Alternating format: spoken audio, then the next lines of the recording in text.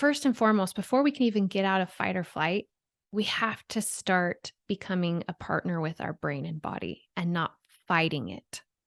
Because as long as we feel like we're enemies and we're fighting our brain or we're fighting our body, we're perpetuating fight or flight within ourselves, That right? makes so much sense. Yeah. The first and foremost is to say, okay, it's protecting me from what? Let's ask those questions, because until we become a partnership, then we'll never be able to get out of fight or flight, because as long as we're fighting ourselves, we're reaffirming the stress cycle over and over again. So that's the first, is just that shift in understanding, because that is the very foundation of any other type of healing being So true. possible. This interview with Ashleigh Di Lello could change your life. In this episode, Ashleigh and I talk about the incredible power of the brain. When Ashleigh was 13 and had a passion for dancing, she was faced with what was deemed as a terminal diagnosis. She was told by doctors that she could never dance again, that she wouldn't live long enough to get married or have children, and that she wouldn't make it past her teenage years. Ashleigh refused to take this and accept this as the trajectory of her life. She left the hospital, and it set her on a path to discover her way through healing her body with the power of her brain. She is so passionate about our ability to impact our lives through our mental status. She coaches thousands of clients all over the world on how to do this. Ashleigh is the creator of bio-emotional healing, a technique based in neuroscience where you literally change the way that your brain processes. This can not only lead to massive healing from challenges, adversity, and traumas in our past, whether they're physical or emotional, but are things that you can literally use every single day, no matter what you're going through in your life, whether it's something small, like challenges with the children, or something big like anxiety or panic attacks. In this episode, she shares 2 incredible tangible tools that you can use at any moment in any day for free. Enjoy. Welcome, Ashleigh Di Lello. I am so excited. I have been waiting for this day to film this podcast with you and share your story, and most importantly, share your tools. Thank you for being here. Yes, I'm so excited. You know, a lot of people listening may have seen you on Dancing with the Stars or on So You Think You Can Dance. You've got this incredible stage presence. You are such an amazing performer. It's so neat that you do that with Ryan. But what I fell in love with you, Ashleigh, about was really your story and your ability to get through challenge and persevere, on top. And I know that that's what you do on your platform. You talk about that we all have. I love you use the word challenges and adversity. I think, in some instances we use the word trauma. And I think as soon as you say trauma, some people turn off because they don't want to have a victim mindset. But the fact of the matter is that we all experience, whether it's trauma, challenge, or adversity, whether it be small or big, every day in our lives. And so the things that you talk about and the things that you do can really help women in every sense of the word get through these hills and mountains and kind of navigate them and not feel like they're alone. Yeah, absolutely. And as I know, we'll dive into, obviously, I've had two life altering health experiences that took me to the depths of my soul and my strength and my resilience, and brought me to my work in the brain, which is, what we'll talk about today, which is what I actually really, why I love the brain so much, is that aside from our different personalities, our strengths, our intellect, are just things that are innate to us, we all have this incredible brain that functions the same. Like, unless you have true brain injury or illness, all of us have this incredible brain that truly can be so powerful in our life, not every single day and going after our dreams and goals, but very, very much so when we are in our challenges and adversities, and we just haven't been taught how to use it to our advantage. And that's why I love my work being rooted in it, because people suddenly realize that aside from all their other strengths or weaknesses, they can be incredibly powerful in their lives because of this brain that each of us have. It's so true. There's those stories of, something like the 4-minute mile, right? So like it couldn't be broken. nobody could beat whatever the record was for the mile at the time until one person did it. And Yep. once one person did it, then it was like person after person after person.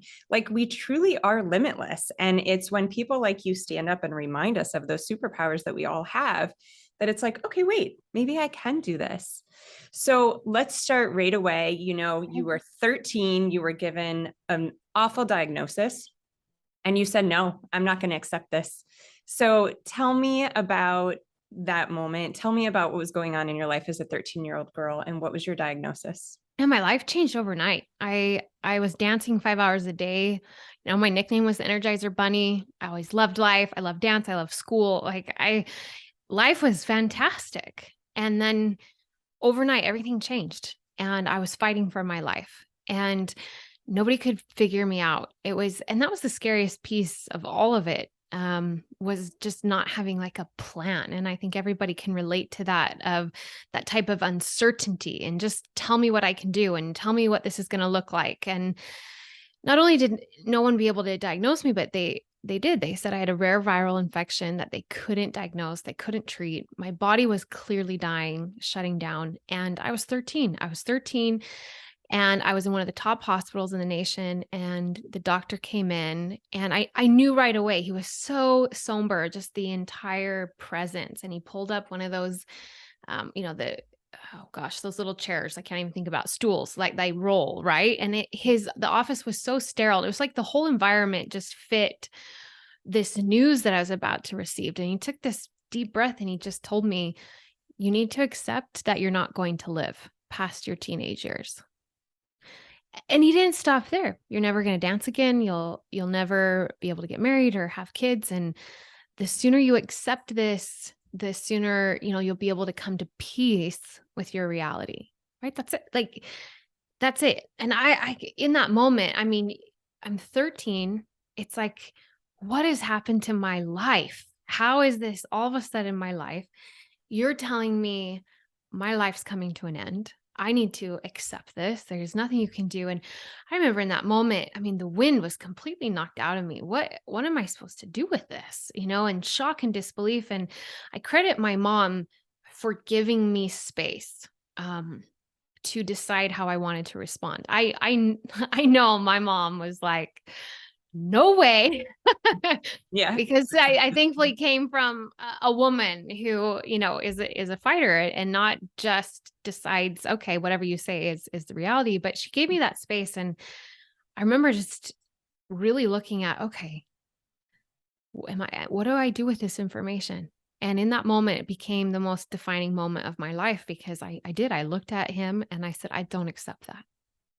I don't. And they send in a psychologist to talk to me Because because you're obviously crazy for that's not right. accepting this That's news right. that this person gave you that, That's right. yeah, okay. And I remember, so again, I'm 13 and now another expert's coming in to talk to me. And I remembered looking at the psychologist and saying, listen, nobody knows I'm dying more than me, because I can feel it. I can feel it. This body is so foreign to me all of a sudden. I can feel how sick I am, but I also feel inside that if I just accept that I'm dying, then all chances of survival are gone. Mm-hmm. And in that moment, we left the hospital. I had no idea what we were going to do, how we were going to fix it, but I just knew that if I didn't believe that there was possibility of me living, there wouldn't be possibility of me living. And of course, I had no idea then that eventually my whole life's work would be rooted in the brain. But even then, I was tapping into how powerful what we believe is in that mind-body connection. And it really is true, whether we believe we can or can't, we will ultimately be right. Totally. And that just floored me that, yeah, you can tell me I'm dying. You can tell me you don't know how to treat me and you're not sure, but you don't get to, in my mind, play God and just all of a sudden tell me this is it. There's no chance, accept it. We were made more powerful than that. Yeah. I mean, so many things are going through my head. Like, one is just, I feel like the time has shifted, and maybe it's just my lens and my bubble that I live in. But I really do believe that the time has shifted where we sit as patients and wait for this authoritative doctor figure to tell us our diagnosis and our prognosis. Like, nobody knows that. Nobody knows that. There's science and there's textbooks and there's like following what typically happens. And then there's these medical miracles all the time. And who's to say what causes that? So, I love that your mom gave you space. And I'm so curious what was going through your head at that time that made you stand up for yourself. Because as a 13-year-old girl, I could easily see myself slipping into like victim mentality, like, oh my God, poor me, I have this thing and now I'm just going to sit in this hospital bed and die. Like, what went on in your head in that moment? Yeah, it's so funny because now at my age and I meet other 13-year-olds and I kind of have that same kind of like, oh my gosh, wow, I grew up instantaneously. I will say that I was always born with this just love for life and then like a determination, not just with excellence like in my academics, but dance, and working hard and having goals and just having this dream and vision for my life. And I was always someone who was driven, which I think, was a gift from God to help me also go through this journey at such a young age and have to define that. But it was, I think ultimately it was, I did love life and I refused to just live it for only 13 years. And it was a gift to love something so deeply that I did at that time with dancing, as much as it was also my greatest heartache to lose it for 6 years and then, had an amazing career and then lose it again. It was also such a strength because as much as I wanted to live, I was like, I will dance again. I don't, I will dance again. And that was the thing that they said, absolutely. If I even survived, I'd never have the physical strength or endurance to dance like I did. But it was like, that was such a huge driving force. And it was a gift that I loved something so deeply. And I absolutely recognize that it's a gift to have a passion like that. Mhm.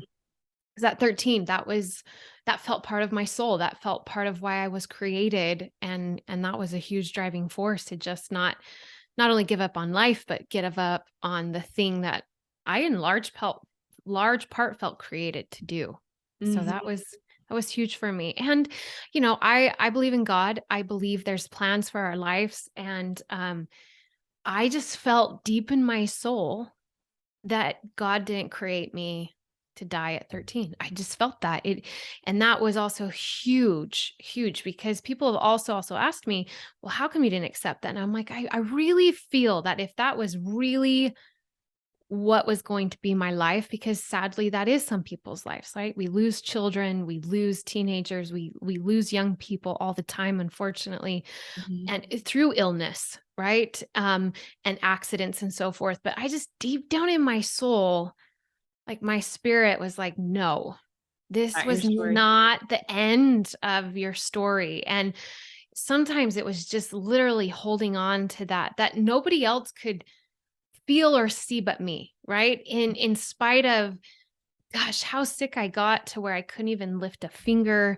I looked, I had 90 pounds. I'd lost most of my hair. I mean, I was yellow from my liver shutting down. I mean, I was about as close to death as you can. I mean, I would ache in exhaustion from just laying still. Like it took too much energy to just be alive. It was scary. And so there was no evidence that I was going to survive this for years. But I just had this deep feeling inside that I could and I would, and I was created for more than what I was currently going through.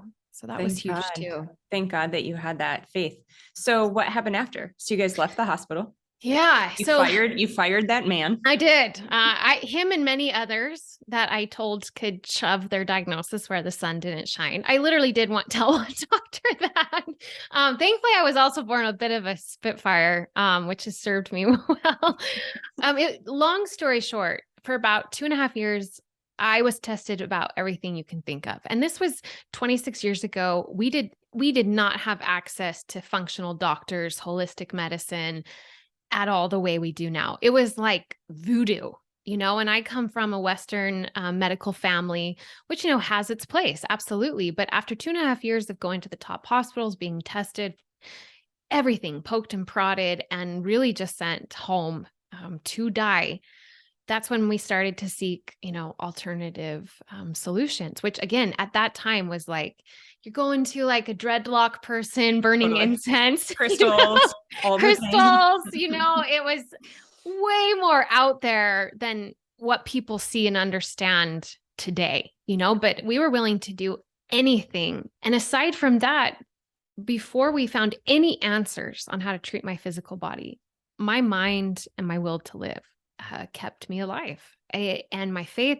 And that's when I really started to understand the intricate mind body connection, because there were days, many nights, I was afraid to go to sleep, afraid that if I surrendered that just conscious will to live, my body was just done. My body was tired. And that's when I learned, our body can have limitations sometimes, but our mind does not. Mhm. And I just kept willing it to live and to heal and to fight in my immune system. And so that kept me alive. And that, of course, was the beginning of my work. But then, we found practitioners that could just help me support my body and my immune system. And we changed my diet and, started to understand how powerful nutrition was to give my immune system all the strength and capacity it could to fight this viral infection. And I used homeopathic medicine and supplements. And, it was again 26 years ago. And like, what are you doing? And, but step by step, piece by piece, it was a 6-year like journey to where I've really felt like, okay, I'm back in my life. 4.5 years of fighting between life and death, which hardwired my nervous system into fight or flight, as you can understand. And I didn't understand that until 20 years later when I went through my second health journey. But it was a miracle. It was so gradual. Walking from my bedroom to the bathroom, to one house, to around the block, to then going back to the dance studio after 6 years and dancing again. And now I'm a woman instead of a teenager. I'm almost 20 years old. And that's another story of how powerful our brain is that I'll talk about, that I was able to come back and to have the success in my career I did when I was out during the most important years in any professional athlete or dancer or performer, through your teenage years, into age 20. And then we had an amazing career, my husband and I, and were able to be finalists on So You Think You Can Dance, which was just so miraculous to go from not being able to lift a finger to dancing 15 hours a day, and then headlining a Broadway show, and being on shows like Dancing with the Stars. And it was so incredible. And I felt like I was at the top of the mountain. And then I was able to have my daughter, which I was also told I'd never have children. And it's just like this, wow, it's all here. It's been such a journey, such a journey. This is it. Like, I'm at the pinnacle. And then, and then I went through an Boom. even harder. Yes. And I had a second hip surgery 6 years ago, and it failed and launched my whole body into chronic pain. And I went from an elite athlete and a professional dancer to struggling to walk, to nerve pain throughout my whole body, struggling. I couldn't even hold my daughter, this priceless child I had waited for. I couldn't even hold a book, and now I'm being told again that my life's over. The rest of my life, I'm a chronic pain patient, diagnosed with fibromyalgia, chronic regional pain syndrome, interstitial cystitis. Like, it was so deja vu. And then living in that type of pain, of course, started to have ramifications on my health, because you're in so much stress, you're not sleeping. And it was just like something new week after week. And I know people can feel like that when you're like, oh my gosh, what's next? And what's Yeah. next? And here I am again. Doctors are saying this is my life now. I'll never dance again. I'll never live a normal, active life. I need to accept this. I had a doctor even tell me it was only downhill from here. Oh my God. And I know, like, I can't make this stuff up, literally told me I'm not getting any younger. It's only downhill from here.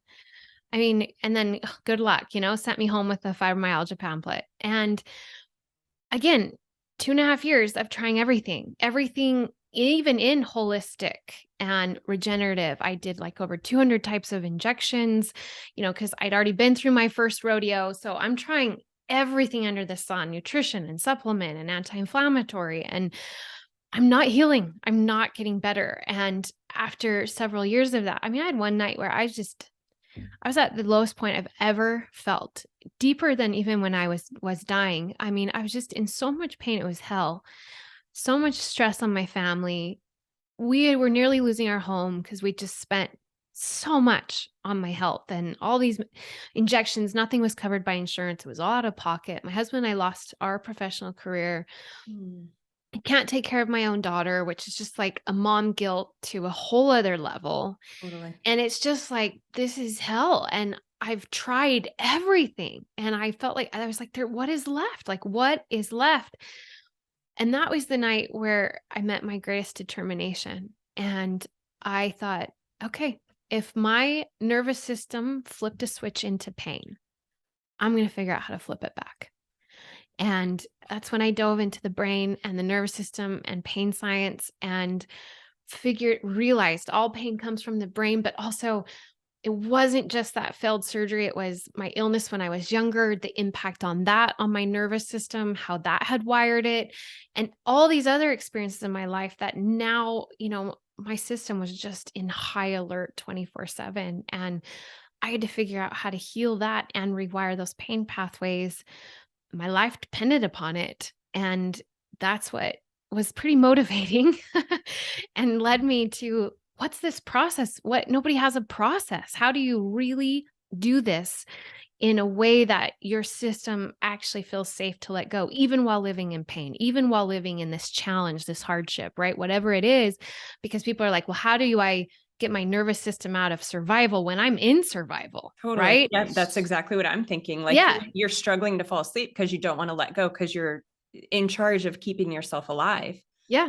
So And yeah. and other people, right? Whether it's a health challenge or just a life challenge or a relationship challenge, it's like, but I'm in survival. I'm in fight or flight. This is awful. This is hard. How then am I supposed to get my system out of that hardwiring when I'm living in this situation? And I was like, how am I supposed to get out of fight or flight when I'm in unbelievable pain Yeah. 24/7? And that's where I'm like, there has to be a process to partner with your system while still in the challenge to rewire so that I have a chance to heal, or you have a chance to navigate that experience differently, right? And it doesn't lead to crippling anxiety or PTSD or depression. Like, it's the same, because whether it's a physical or emotional or mental challenge, the root of everything is the brain and nervous system. Mhm. And that's what I realized. And they're just so intricately connected since no system works alone. And that led me to the creation of my work, bioemotional healing, and healed my body. And here I am now. Well, of course, I want to know all about it. How do you get your body out of fight or flight when you're in that state? Yeah. Well, first, it's a process, right? And obviously, the work that I do with my clients is a 9-week in-depth process. But one of the most important shifts that I want people to understand is that when you're in this challenge, this struggle, whether people feel stuck. They feel stuck in their body, or they feel stuck in their mind and their emotions, right? Whether it's more rooted in a physical or mental or emotional. And therefore, most people feel like their mind's their enemy, their body's their enemy. And it certainly can feel that way, right? When you have crippling anxiety or depression or just limiting beliefs and fear, you can absolutely feel like your brain is your worst enemy, Mhm. right? And when you're sick and you've got pain and you have health challenges, you absolutely feel like a prisoner in your own body, and that it's your enemy and it's limiting your life. And I absolutely have felt that to the depths of my soul, not just physically, but of course, emotionally. I had PTSD. I'd realized I'd been carrying. I'm a fighter, but that didn't change the fact that I was afraid to sleep, right? And I lived that way for 4 years. So I know what it's like to truly feel stuck and to feel the ramifications physically, mentally, emotionally.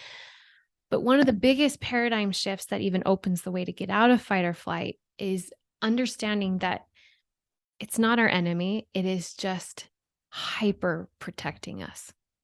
And Mm. it's taking all of our life into consideration, on how to protect us. And the brain does that through a stress response, right? It feels like punishment, right? Whether that stress response, again, is emotional or physical, but it's protection. The brain is hardwired to protect us physically, protect us emotionally. And it learns through our life how to do that and how to communicate to us and how to keep us from doing something or what it feels as a perceived threat or when something's wrong in our body. And whether that's, again, physical or we've had challenges in our life that have deeply impacted us emotionally, because they do, no matter how strong you are or how much of a fighter you are, we're not robots. And so we're all deeply impacted by the challenges and adversities. And that stays in our system, that stays in our brain's data bank. And especially when we don't really process them through, which most of us don't, because we're surviving that challenge, right? And then when we're to the other side, it's like, well, I don't want to go back and process all of that. Like, let's just go back to life. But that impact is still in our system. It's stored in our body, and the brain's now looking at that on how to protect us. And that's why so many people, it's like, it's never one thing, but it's like, okay, then this happened. And then all of a sudden my anxiety just went through the roof, right? Or then this event and this event. And then I'm depressed. I've never felt like this in my life. Or like I've challenged, my body has struggled, but then it crashed, right? Because it's our whole life. And that's what I had to take into account. So I want, first and foremost, before we can even get out of fight or flight, we have to start becoming a partner with our brain and body and not fighting it. Because as long as we feel like we're enemies and we're fighting our brain or we're fighting our body, we're perpetuating fight or flight within ourselves. That Right. makes so much sense. Yeah. And that's hard because that's really how it feels, right? When you're having an anxiety attack, you're not like, oh, I love my brain. This is fantastic. Like I see you're just so supportive. No, it feels like punishment and you want to get out of it. You want a new body, you want a new mind. But if you can instead see that it is trying so hard to communicate to you and protect you from some perceived threat that is rooted in past experiences, right? Then if you can start seeing that, okay, why is my brain working so hard to protect me? Like from this, why is it creating the stress response? What are the pieces? What is, and starting to be that more observer of your stress and ask the questions and connect with your body and actually ask the questions instead of fight it, shut it down. I hate it. I hate my body. I want a new one. I hate my mind. It doesn't work. The first and foremost is to say, okay, it's protecting me from what?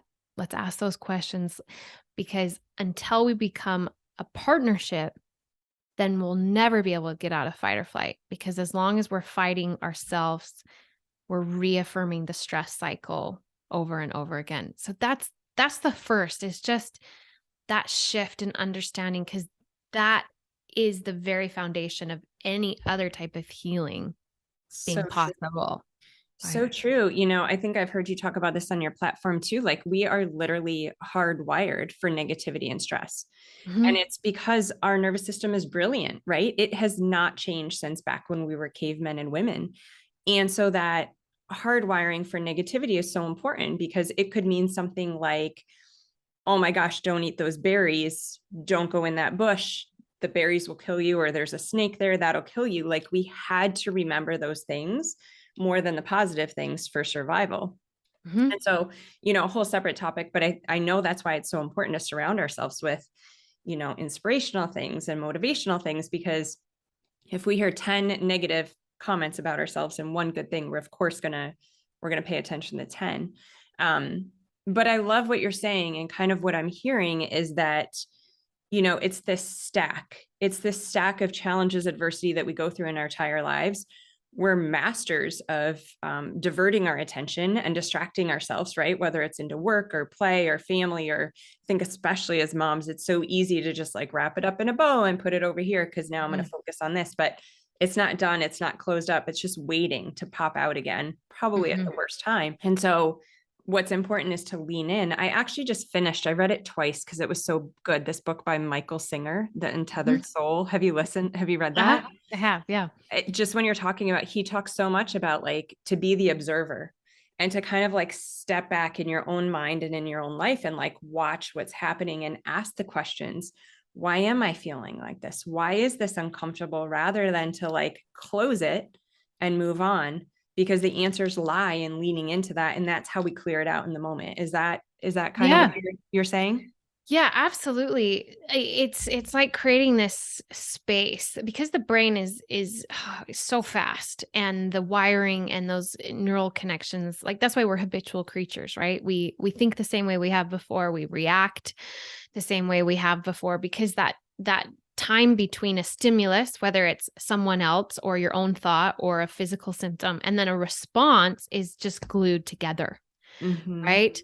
And so becoming the observer is starting to create some space, because it's only in that space that we can change that stress response, that we can actually understand the deeper roots of where it's coming from. So, where I really like the word observer versus awareness, because awareness is a really big buzzword now, just in the healing space, regardless, is an observer doesn't judge or criticize, because that's what, especially as women, we are fantastic at doing.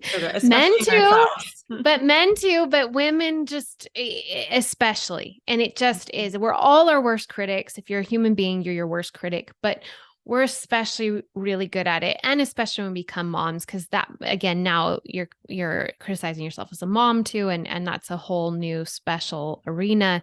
But we're really good at like, oh, I'm aware of this, but now, man, I'm a horrible person. I'm a horrible mom. I'm so weak. Oh my gosh, what's wrong with me? Why can't I change this? And so that's why we can become aware, but then we're now even more critical, right? We're more critical of ourselves, and then we feel even less, because how come I can't just get over this? Why can't I heal? Why can't I change this? Right. Why do I keep doing this when I don't want to?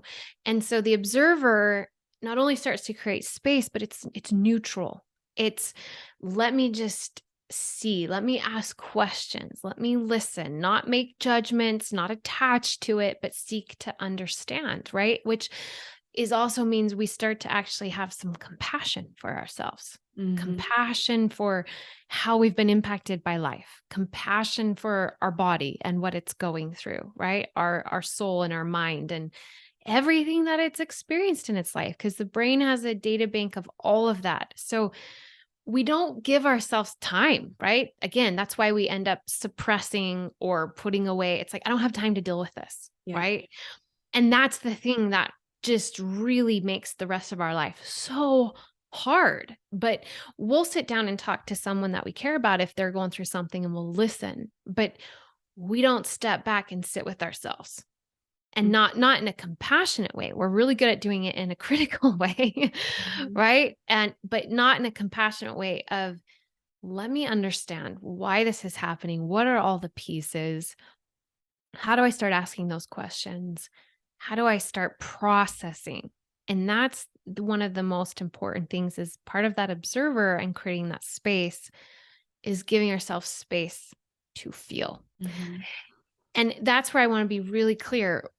When I don't really like positive and negative thinking. I like empowering and disempowering, but with the understanding that it's not black and white.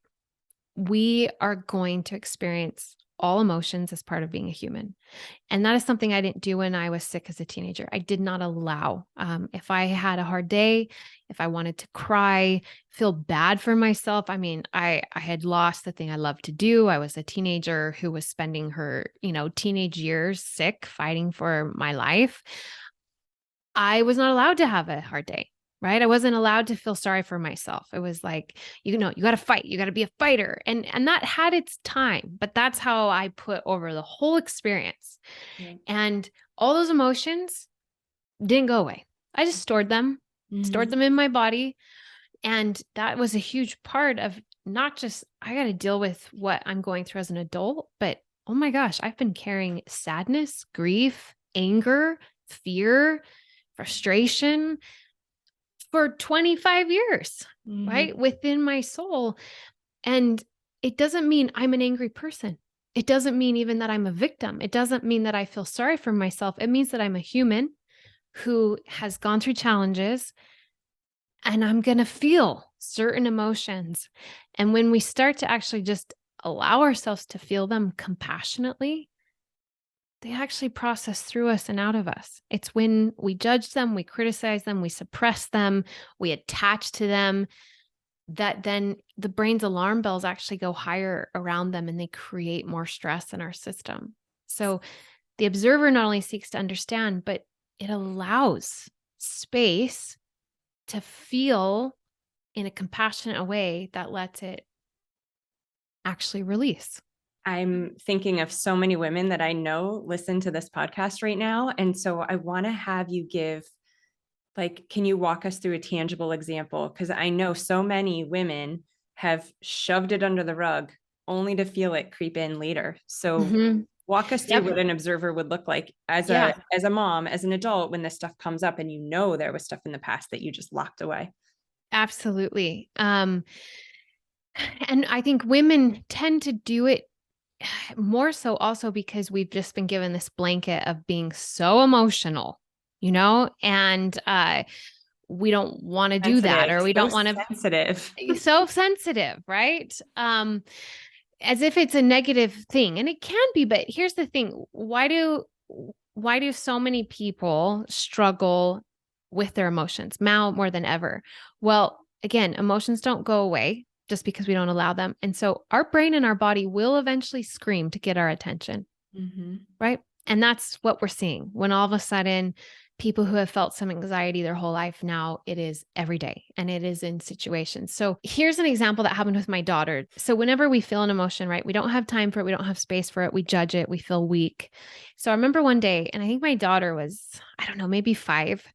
And she just out of the blue was feeling a lot of emotions, right? Now it's not her period because she's 5. Okay. Even though I think if any of us have girls, sometimes you're like, oh my gosh, you have the same hormones I do already. Like, what is happening, But she started to just feel emotional and kind of sad. And then I saw her immediately start judging herself for having it because she was supposed to have a friend come over. But all of a sudden now she didn't feel like playing, right? She didn't feel like playing. But then she started to feel like, oh my gosh, what's wrong with me? And she said stuff like, I'm the worst friend, right? Because now she's judging herself. Like, what's wrong with me? Why am I so emotional? Well, I'm the worst friend. My friend won't want to be around me. And in my instinct, my old instinct, especially after, not doing this work for years, was like, well, what is wrong with you? Nothing's happened. Like, it's been a good day. You have a friend coming over. Like, why are you emotional? But, thankfully through this work and through I was able to just kind of be the observer myself and take her aside, because then as she was judging herself, the emotions got higher and higher and higher. Because when we do that, again, the brain's alarm bells go off around the emotion. It amplifies it. It So amplifies it. instead of a whisper, it's a scream. That's right. And that's why anxiety becomes panic attacks, right? Feeling sad goes into a depression where you don't want to get out of bed for 3 to 5 days. So I just took her aside and I said, and she was just, what's wrong with me? Why? Just going through this as we all do. And I said, Sophia, I said, listen, these emotions could be just from something else. They don't always just come up because of what happened today. And I said, you know what? You're going to feel emotions sometimes because not just because you're a girl, but because you're a human. And we go through life and we have experiences and we have relationships and things impact us. And I said, and it's okay. It doesn't make you a bad person. It just makes you a person. Right. And giving her just that permission to have compassion and grace with herself. I just sat her on my lap. She was crying. She was upset. And obviously she was only 5. So she doesn't have the complexity we do as adults, but just that allowance allowed it to process through and out of her. And then she was out of it, I could feel like she must have just like exhaled, like relaxed and let it go, like literally let it go through her and let it go. Yeah, exactly. So we as adults, we're going to have an uprising of emotion, right? Maybe because of something that just happened that day. And we want to ask in that regard, okay, people overreact because it's always triggering something from the past connected to it, right? It's never just this one thing. And that's where that observer asks questions. Why is my emotion so strong? What is this connected to in my past that is amplifying my reaction, right? Because it's never just one thing, right? What is connected? That's asking those questions.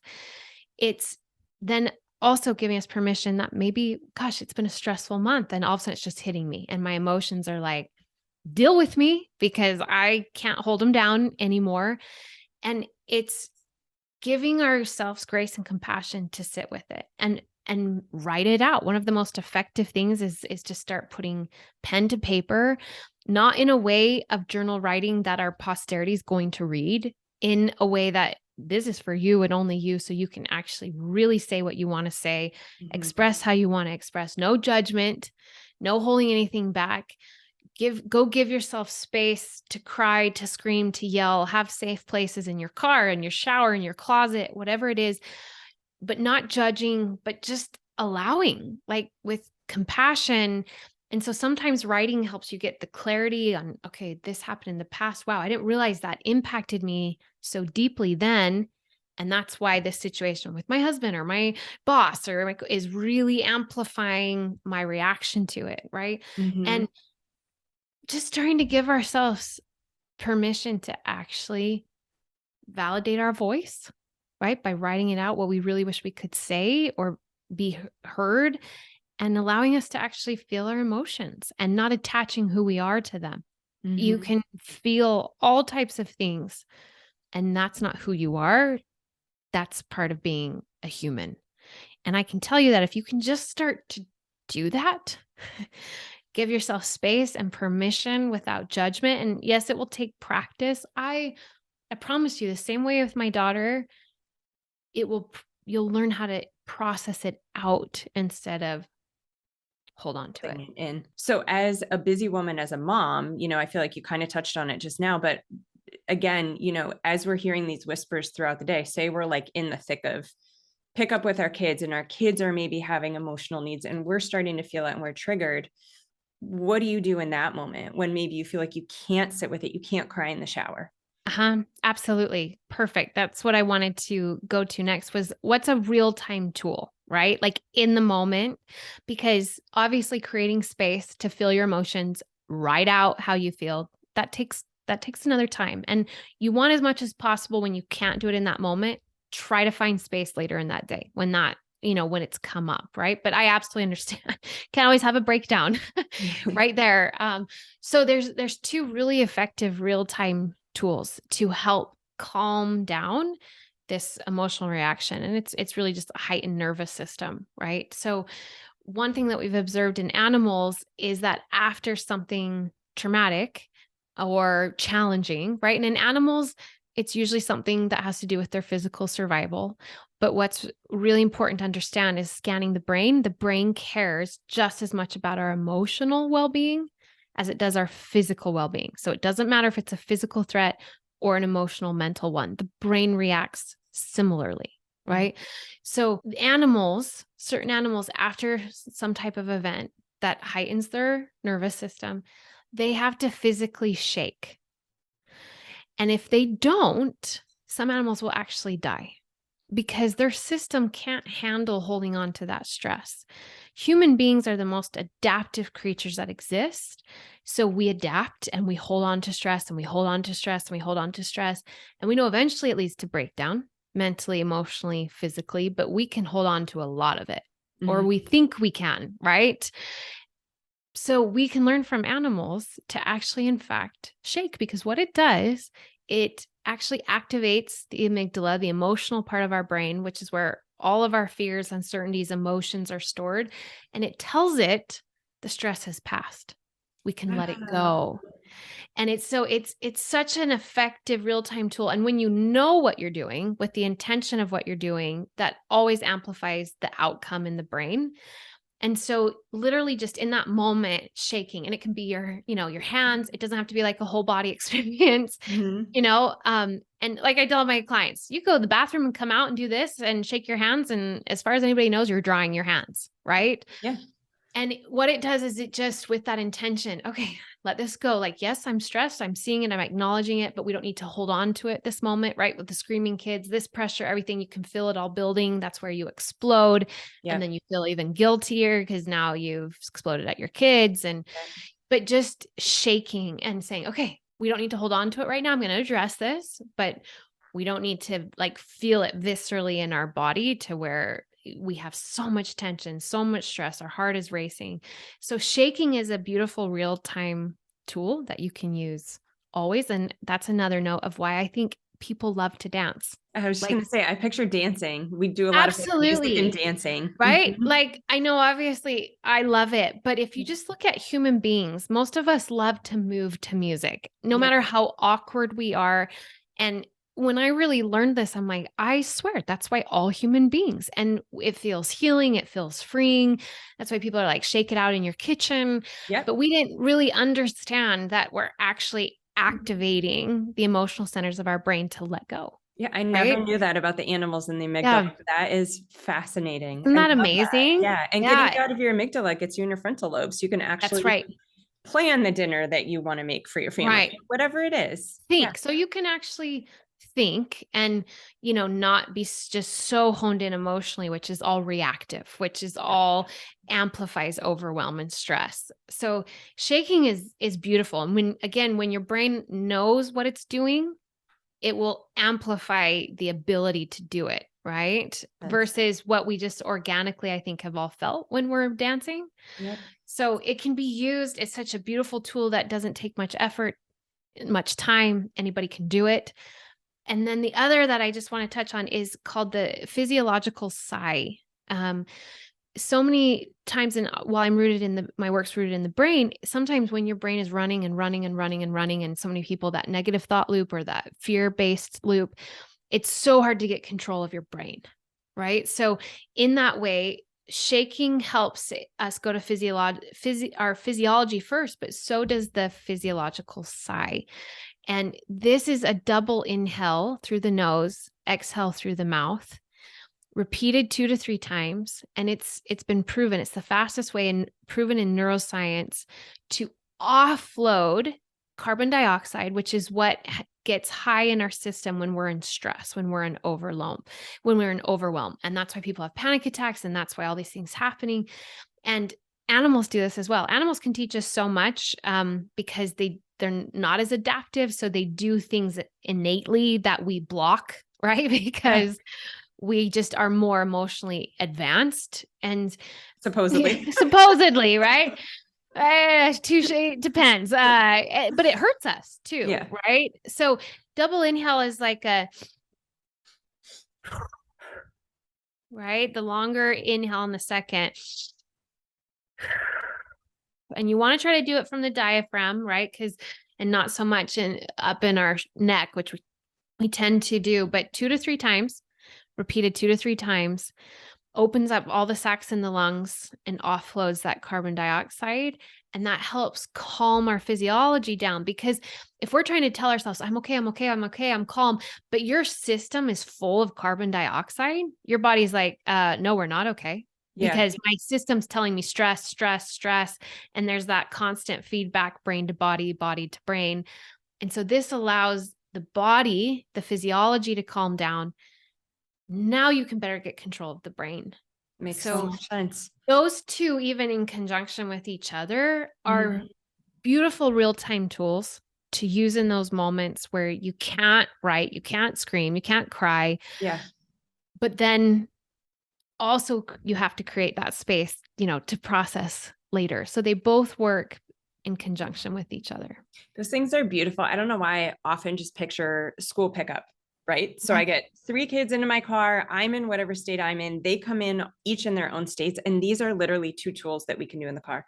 And it's funny because we often, like, they'll come in and it's loud and they're all talking and it's chaotic. And I turn on a fun song and like pretty soon the windows are down and we're all singing and dancing and laughing. We didn't know, the why behind it. So I'm going to share that with them now. We talk about the amygdala a lot in our house. Because like you, I want my kids to grow up with these tools. Like, how incredible is this next generation of kiddos going to be? Yeah. If So if amazing. we if, and we're seeing it on both sides, right? We're seeing more crippling anxiety and depression than ever before. But within that, we're also seeing, tools and things that we just didn't understand. And now we can map the brain in functional ways that we never have been able to. So we're starting to understand. And my daughter, because I teach her this stuff and I'm like, you do not understand how priceless this is. But sometimes she'll push me back, but then I'll hear her teaching her friends, Mm-hmm. and I'm like, okay, it's getting in. And because she's feeling empowered. And, she had a lot of fears, and my daughter, witnessed what I went through. And that impacted her. She saw me not being able to walk. She saw me not being able to take care of her. She saw me have breakdowns because it was so hard. She saw me in pain, and that impacted her. And, I knew that we were going to have to address that because she was 2 when it all started. She didn't remember her mom healthy and strong.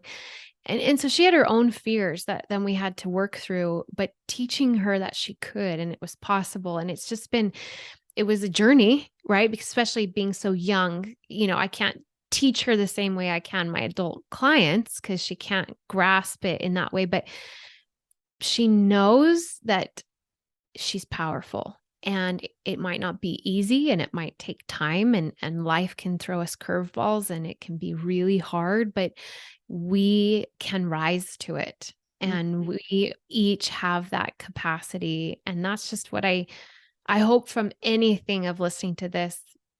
Women, they start to feel they have hope to truly be able to navigate their challenges, but also overcome them, and not just survive them, but truly become stronger through them, and to not be defined by them, and that their life truly can be what they want it to be and to create. And that's not unique to me and my story.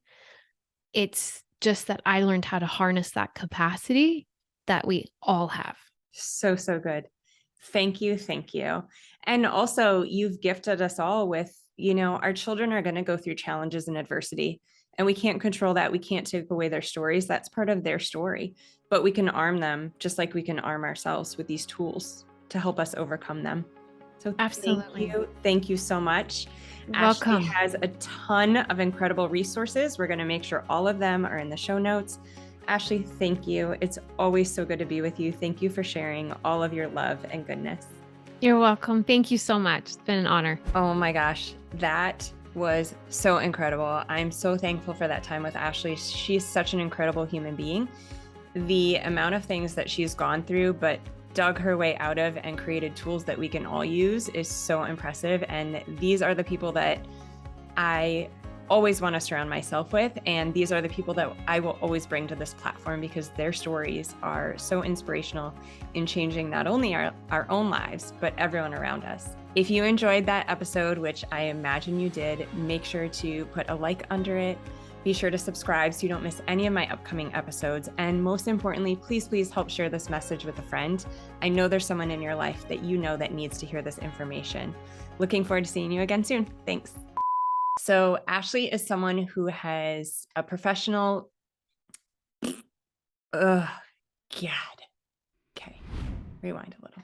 Oh, I can feel this is gonna take a couple. Oh my God, I totally lost my train of thought.